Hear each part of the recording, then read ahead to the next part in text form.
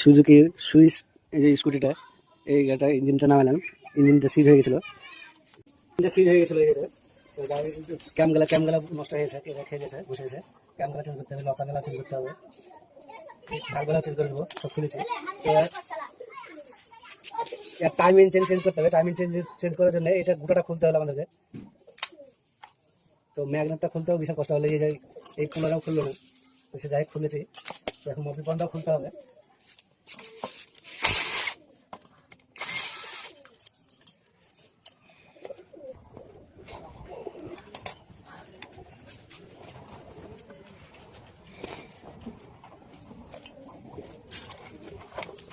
Change করে দিয়েছি, দেখে পরের লিঙ্কের আছে দেখবো।